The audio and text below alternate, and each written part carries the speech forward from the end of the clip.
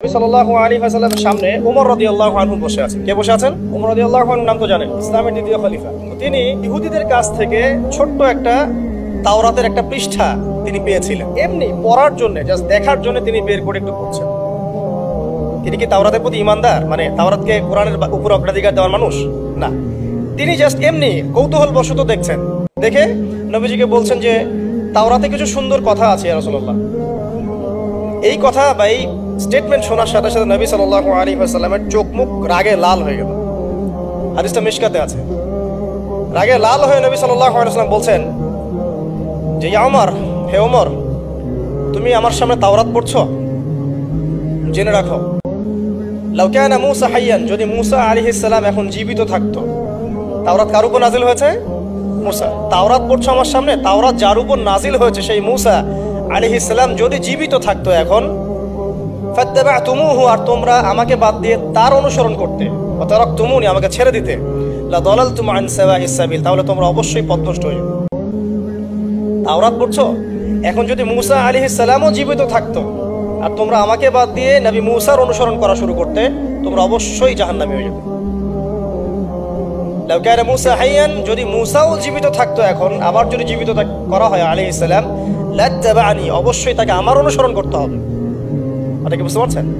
এই কারণে শেষ জামানা যখন ঈসা ইবনে মারিয়াম আসবেন, তিনি নতুন কোনো শরীয়ত নিয়ে আসবেন না। কি নিয়ে আসবেন? তিনি মুহাম্মদ সাল্লাল্লাহু আলাইহি ওয়াসাল্লামের অনুকরণ রূপেই পৃথিবীতে আসবেন ইনশাআল্লাহ। তো আল্লাহ পাক আমাদেরকে দিয়েছেন আল কোরআন, এবং কোরআন এর ব্যাখ্যা হচ্ছে হাদিস। নবী সাল্লাল্লাহু আলাইহি ওয়াসাল্লাম বিদায় হজের ভাষণে বলেছেন, এই হাদিসটা খুব ভালো করে মনে রাখবেন। তিনি বলেছেন যে তারাকতু ফিকুম আমরাইন, আমি তোমাদের মাঝে মাত্র দুটা বস্তু ছেড়ে যাচ্ছি। কয়টা বস্তু? দুটা বস্তু। লান তাদিল্লু মা তামাসসাকতুম বিহিমা, তোমরা কোশ্চিন কালেও পথভ্রষ্ট হবে না যতদিন পর্যন্ত এই দুটাকে আঁকড়ে ধরে থাকবে। ঠিক আছে? তোমরা কোশ্চিন কালেও পথভ্রষ্ট হবে না যতদিন পর্যন্ত এই দুটাকে তোমরা শক্ত করে আঁকড়ে ধরে থাকবে। অন্য হাদিসে আছে দাঁতের মারি দিয়ে কামড়ে থাকবে। আপনি সামনের দাঁত দিয়ে কিছু কামড়াতে গেলে কিন্তু টান দিলে ছিঁড়ে যাবে না?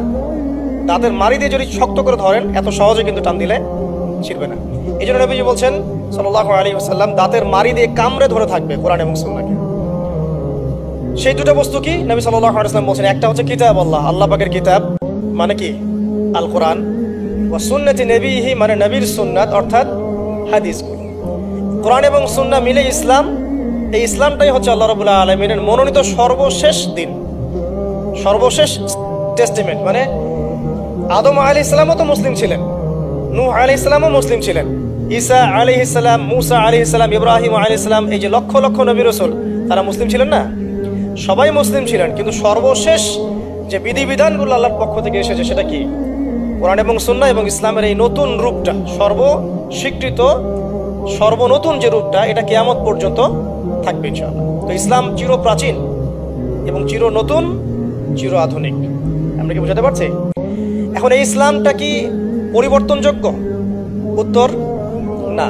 আল্লাহ পাক সূরা মাইদার 3 নম্বর আয়াতে বলছেন, আল ইয়াউমা আকমালতু লাকুম দীনাকুম ওয়া আতমামতু আলাইকুম নি'মাতি ওয়া রাদিতু লাকুমুল ইসলাম দীনা। আল্লাহ পাক বলছেন, আজকে আমি তোমাদের উপরে দ্বীন ইসলামকে পরিপূর্ণ করে দিলাম। পরিপূর্ণ করে দেওয়ার অর্থ হচ্ছে এখানে সংযোজন বিয়োজনের কোনো সুযোগ নাই। কেউ যদি বলে 5 ওয়াক্ত নামাজের জায়গায় 6 ওয়াক্ত বানাই দিব আমরা, ঠিক আছে? সুযোগ আছে? সুযোগ নাই। যাকাতের বিধানটা খুব কঠিন মনে হয়, যাকাতের নিসাবটা একটু কমাই দিব, পারবে? ইসলামের চুল পরিমাণ কিছু ঢোকানোর, বের করার কোনো সুযোগ নাই। কেন নাই? কারণ আল্লাহ পাক এই দিনটাকে পরিপূর্ণ করে দিয়েছেন। আল ইয়াউমা আকমালতু লাকুম দীনাকুম, দিনটাকে কামেল করেছি। কামেল মানে কামেল পাস, মানে কি? সার্টিফিকেট পাইছে পরিপূর্ণ, তাই না? আচ্ছা, যদিও বা আমাদের অনেক কামেল পাস আছেন, দুঃখের সাথে জানানো বলতে হয়, অনেক সময় অ্যারাবিক গ্রামারের বেসিক জিনিসও জানেন না। হ্যাঁ, সার্টিফিকেট সবকিছু না, জ্ঞান সবকিছু। এবং এই জ্ঞান শুধুমাত্র বই পড়ে অর্জিত হবে এমনও নয়। জ্ঞান আসে কার পক্ষ থেকে? আল্লাহর পক্ষ থেকে। এটা মনে রাখবেন, জ্ঞান আল্লাহর পক্ষ থেকে আসে। হ্যাঁ, জ্ঞান কখন আসবে? যখন আপনি পরিশ্রম করবেন, আপনার পরিশ্রম আল্লাহ পাক দেখবেন, ধারাবাহিকভাবে লেগে থাকবেন, আল্লাহর কাছে বেশি বেশি দোয়া করবেন, পাপ ছেড়ে দিবেন, গুনাহ ছেড়ে দিবেন, গুনাহমুক্ত অন্তর নিয়ে আল্লাহর কাছে কান্নাকাটি করবেন, আল্লাহ পাক ইনশাআল্লাহ ইলম দান করবেন ইনশাআল্লাহ। ইমাম শাফি রাহিমাহুল্লাহ বলতেন যে আমি অনেক পড়ি কিন্তু ভুলে যাই। তার ওস্তাদ তাকে বললেন যে তুমি পাপ করা ছেড়ে দাও, যদি গুনাহ করতে থাকো তাহলে তোমার অন্তরে আল্লাহর নূর নাজিল হবে না। ঠিক আছে, গুনাহ মুক্ত অন্তর নিয়ে ইলম চর্চা করতে হয়। আল্লাহ পাক তৌফিক দান করুন। আমি আর ইলম অর্জন করে যদি অহংকার আর হিংসা চলে আসে তাহলে সেই ইলম হবে শয়তানের ইলম। শয়তান প্রচন্ড আলেম ছিল, কিন্তু ইবলিস কি ছিল? আলেম ছিল। সে কিন্তু আলেম আর আবেদ ছিল, সে ইলম অনেক অর্জন করেছিল এবং আল্লাহ পাকের প্রচুর ইবাদত করতো, কিন্তু তারপরেও কেন সে জাহান্নামী হলো? কারণ একটাই, আবা ওয়াস্তাকবারা, সে উদ্ধত হয়েছিল, অহংকার করেছিল। ইসলাম পরিপূর্ণ, এখানে সংযোজন বিয়োজনের কোনো সুযোগ নাই। এখন ইসলাম ছাড়া অন্য কোনো দিন মানলে কি হবে কিনা? আল্লাহ পাক সূরা আলী ইমরানের মধ্যেই বলছেন, ওমাই ইয়াবতাগি গায়রাল ইসলামি দীনান ফালা ইউকবালা মিন। কেউ যদি ইসলাম ছাড়া, এই পরিপূর্ণ দিনটা ছাড়া অন্য কোনো জীবন ব্যবস্থা তালাশ করে, তার পক্ষ থেকে কশ্চিন কালেও কোনো আমল কবুল করা হবে না। কার কথা? আল্লাহর কথা।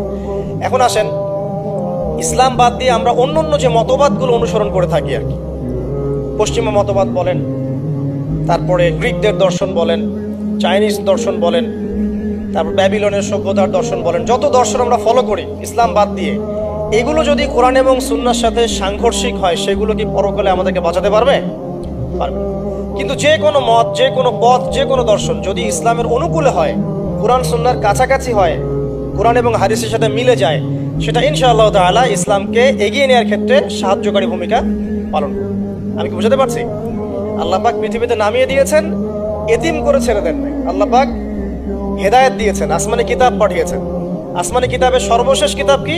আল কোরআন, যার ব্যাখ্যা হচ্ছে সুন্নাহ, হাদিস। কোরআন আর হাদিস মিলেই হচ্ছে ইসলাম। এটা বাদ দিয়ে অন্য কোনো দিন তালাশ করলে আমল কবুল হবে না। এই ইসলামের সংযোজন বিয়োজনের কোনো সুযোগ নাই। এখন ইসলাম বাদ দিয়ে অন্য মতাদর্শগুলো যদি আমরা ফলো করি, সেগুলো যদি কোরআন সুন্নাহর অনুকূলে হয় ঠিক আছে, যদি কোরআন সুন্নাহর প্রতিকূলে যায় তাহলে ঠিক নাই।